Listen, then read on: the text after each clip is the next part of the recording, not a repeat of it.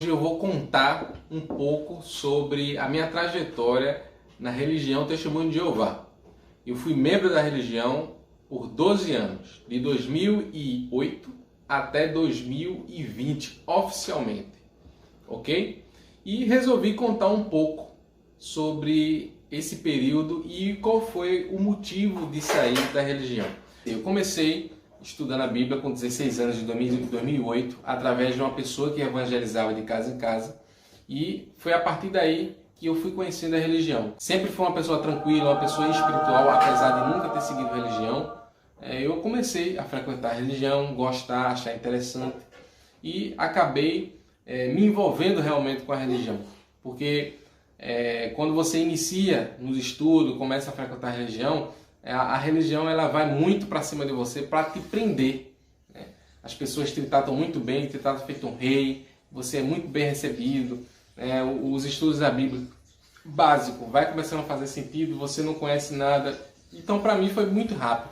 Com um ano, menos de um ano, já estava evangelizando na rua, e com cerca de um ano já estava batizado. Com 16 anos já tinha batizado como testemunho de Jeová, em 2009 no caso.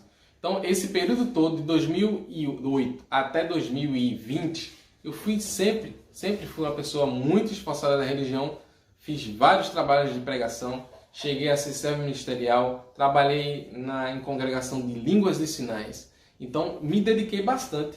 Inclusive, na minha adolescência, no final do ensino médio, eu abdiquei de fazer uma faculdade por conta da religião, já que a religião ela incentiva a não fazer faculdade e te incentiva a fazer um curso técnico para não perder tempo e não perder a fé. É isso que eles dizem. Então, não fiz faculdade, me dediquei à religião, fiz o máximo na religião. Então, quando eu percebi que o mercado de trabalho não era fácil, eu disse, vou ter que fazer algum curso. Fui fazer um curso técnico. A partir do curso técnico, me interessei a fazer uma faculdade. Isso já em 2015. Iniciei uma faculdade de 2 anos, fiz a faculdade e vi que não era nada daquilo que era ensinado na religião. A religião associa muito a faculdade com coisas negativas, com droga, com prostituição, com sexo adoidado. Pronto, é isso que a religião fala sobre a faculdade. Então eu achava que era isso. Então quando eu comecei a fazer a faculdade, terminei a faculdade de tecnólogo, que era 2 anos, não tinha nada disso. Então eu vi que era algo normal, um curso normal, e que daria para fazer algo maior, e foi o que aconteceu. Fiz o curso de psicologia, e o curso de psicologia ele ajuda muito a questionar, a respeitar, a nunca julgar o indivíduo, tentar entender a verdade daquele indivíduo, que cada indivíduo vai ter a sua própria verdade, e a gente vai estar lá para poder ajudar aquele indivíduo. Algo que a religião totalmente não fala sobre isso. A religião diz que é a única religião verdadeira e que apenas ali existe a verdade, e as outras pessoas que estão no mundo vivem na mentira. São influenciadas por Satanás, vivem no mundo de Satanás. Então é basicamente isso. Então já começou dessa forma a ter essas coisas que não começavam a fazer sentido para mim. Com a faculdade de psicologia eu passei a questionar mais coisas. E num determinado momento eu participei da palestra do Setembro Amarelo, pesquisei, estudei bastante, e uma coisa me chamou muita atenção, que foi as pessoas que têm a tendência à inclinação para o suicídio, para a depressão. Essas pessoas têm uma maior proporção quando não tem o convívio da família, não tem amigos, isoladas. Então isso era o que a minha religião fazia com aqueles que saíam da igreja, ou da congregação. Aquelas pessoas que são desassociadas ou dissociadas, as pessoas que saem da religião, elas são totalmente desprezadas. São pessoas excluídas, deixam de existir com vida. Então isso começou a me incomodar, apesar de ainda me dedicar à religião 100%. E a partir desse momento, eu começo a analisar, a estudar, a pesquisar, e ver algumas coisas que eram faladas na religião que eram totalmente despercebidas para mim. Por exemplo, quando eu ia na pregação e encontrava algum evangélico muito fervoroso ou alguma pessoa que não gostava de Testemunho de Jeová, falavam sobre as datas do fim do mundo que foram pregadas, falava que a Testemunho de Jeová era seita, e para mim aquilo ali tudo era mentira. Eu aceitava que aquilo ali era mentira e não pesquisava. Eu só quando eu comecei a pesquisar, com a pandemia, eu comecei a pesquisar muito. E fui pesquisando e fui analisando os fatos, analisando as publicações, e eu vi que aquilo que as pessoas falavam realmente era verdade. Aquilo das datas falsas que foram pregadas, por exemplo, 1925, 1914, 1918, 1975, datas do fim do mundo, foi pregado pela Testemunho de Jeová, realmente tinha nas publicações. Por exemplo, essa daqui, 1925, o corpo governante, Rutherford, esperava que as pessoas fossem ressuscitadas em 1925, minha gente. Então, era verdade, não era mentira das pessoas. Então, eu comecei a pesquisar e comecei a ver que aquilo que eu estava seguindo poderia não ser mais a verdade. Além do mais, que eu me convenci.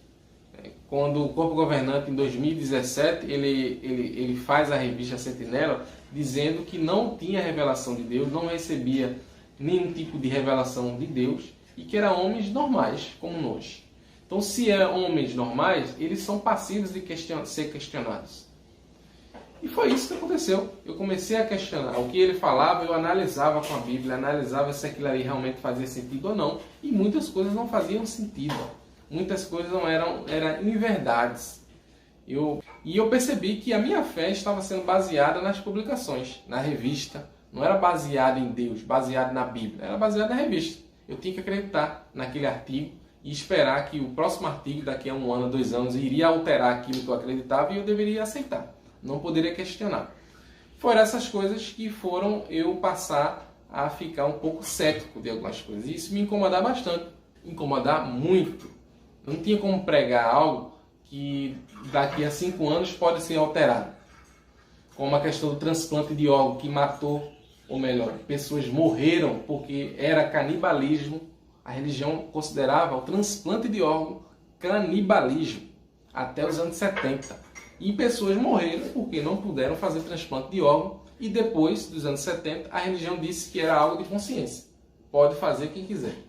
E as pessoas que morreram? Como é que pode? Aí eu comecei a raciocinar. Se eles achavam que transplante de órgão era canibalismo, é o mesmo raciocínio para a transfusão de sangue. Eles dizem que transfusão de sangue é comer sangue.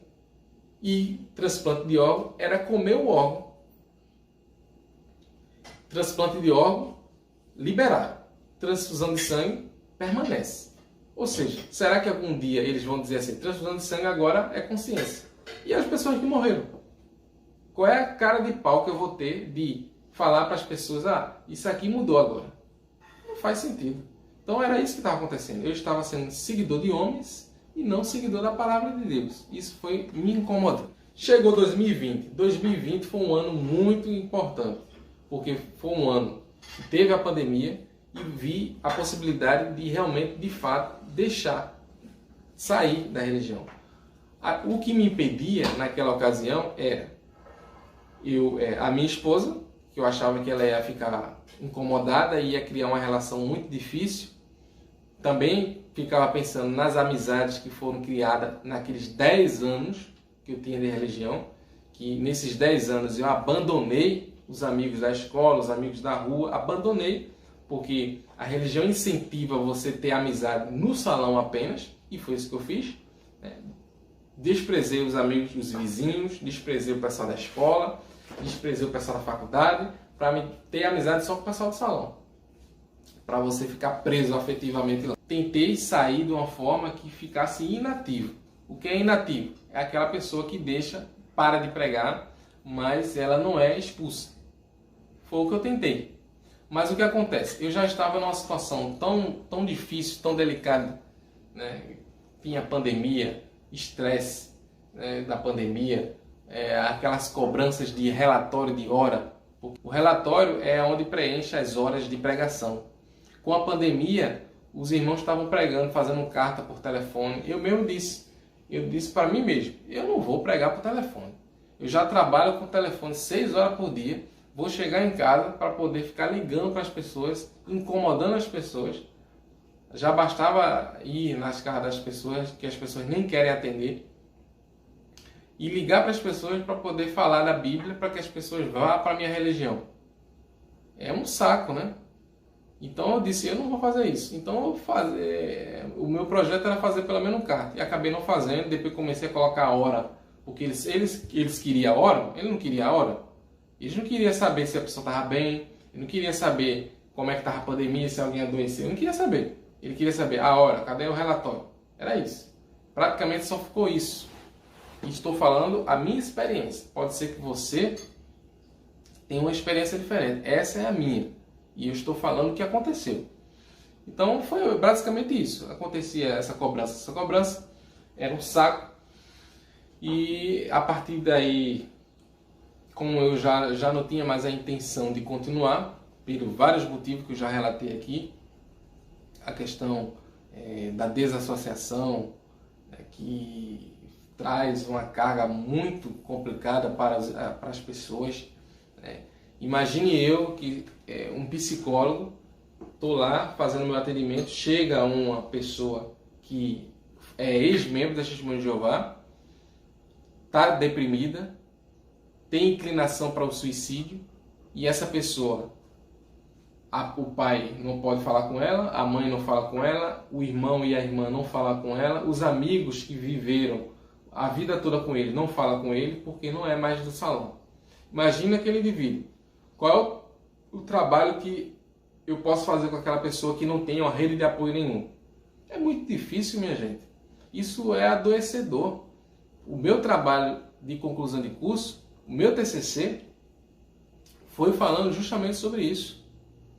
Se você quiser, eu posso encaminhar o meu TCC para você, posso disponibilizar se caso você tiver interesse, para você poder apreciar. Mas o meu TCC falava ex-testemunho de Jeová e analisava a respeito da relação da depressão com aquelas pessoas, porque é uma coisa muito complicada, muito complicada. Então esses fatores foram determinantes para a minha saída, a minha motivação de não continuar mais na religião. A religião não permite os membros falar com aquelas pessoas que saíram por qualquer motivo, ou porque quebrou alguma regra, ou por não querer mais. Eu não quero mais. Não estou afim mais de continuar a religião, ou quero ir para outra religião. Aí a religião anuncia o teu nome na congregação toda, para todo mundo saber que você não faz mais parte, e ali por diante você está morto. Você morreu. Não existe mais aquela pessoa.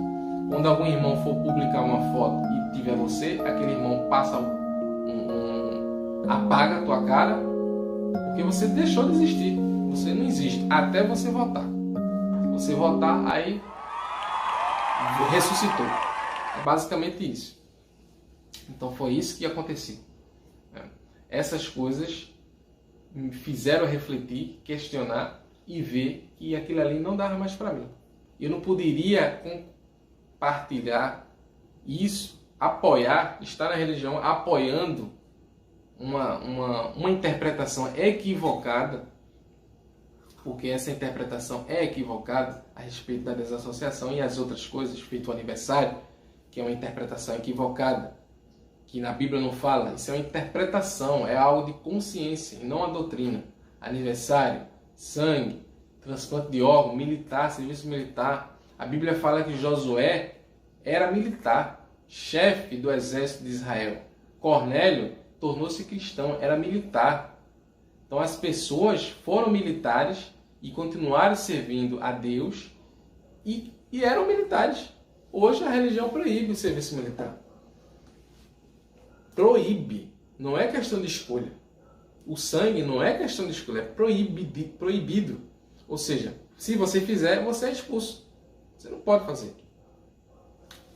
Basicamente é isso que acontece. Então a minha saída, ela ocorre em 2020.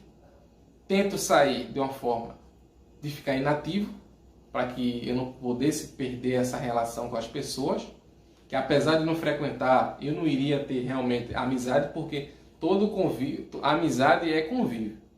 Então você tem amizade com aquelas pessoas pelo seu convívio. Depois que você não tem mais aquele convívio, aquela amizade vai fadadamente deixar de existir. Mas eu poderia falar um oi, uma boa tarde, ser educado, feito uma pessoa normal. Ser educado, falar um oi, boa tarde, algo normal. Mas a religião proíbe isso. Então o que acontece? Eu falo com uma suposta amiga que é desassociada e essa suposta amiga fala para os anciãos que eu estava falando com ela. Então ela fala para os anciãos que eu estou falando com ela, que isso é um pecado. Um membro da religião falar com o desassociado é pecado. Então ela falou isso, então eu estava cometendo um pecado, eles vieram falar comigo, disseram que não era para fazer isso. E eu disse, eu falei, não, estou arrependido, não vou fazer. Pronto.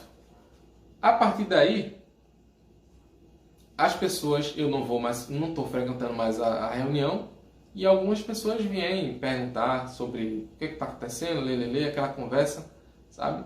E eu sou uma pessoa clara, sincera, fui sincero e disse que não iria mais assistir a reunião porque não concordava com as críticas do corpo governante sobre a faculdade, não concordava com algumas coisas. E essas pessoas que eu falei, as pessoas falaram para os anciãos que eu falei isso. E que não pode. Você não pode chamar o corpo governante de feio. O corpo governante é os líderes da religião. Você não pode dizer assim, o corpo governante é muito feio, ele tem uma orelha de elefante. Você não pode falar isso. Falou isso, os anciãos já vão querer botar você para fora. Porque você não pode questionar o corpo governante. O corpo governante que ele fala é como se fosse Deus. E isso é um absurdo. Não tem base bíblica. No livro de Atos diz lá, devemos obedecer a Deus primeiro do que os homens. Então, devemos obedecer primeiro a Deus do que os homens. Então, se eles falam acima de Deus em alguns momentos, a gente não deve obedecer. Porque você tem a Bíblia, você tem a palavra de Deus, você analisa se aquilo ali realmente faz parte, tem coerência ou não. Algumas coisas têm coerência, algumas coisas não têm coerência. Aí você vai seguir cegamente e você não pode questionar. Eles dizem assim, é azul, não é vermelho. Entendeu? Basicamente é isso. Então foi o que aconteceu. O pessoal foi falar que eu estava criticando o corpo governante e os anciãos disseram, vamos conversar com ele, que ele não pode fazer isso, criticar, que se ele criticar o corpo governante, depois todo mundo vai querer criticar e não pode, é pecado. E vieram encher no saco novamente. E eu disse que não queria conversar, eu não tenho nada para falar com ninguém. Então foi isso, pessoal. Essa foi a minha história como membro da religião Testemunho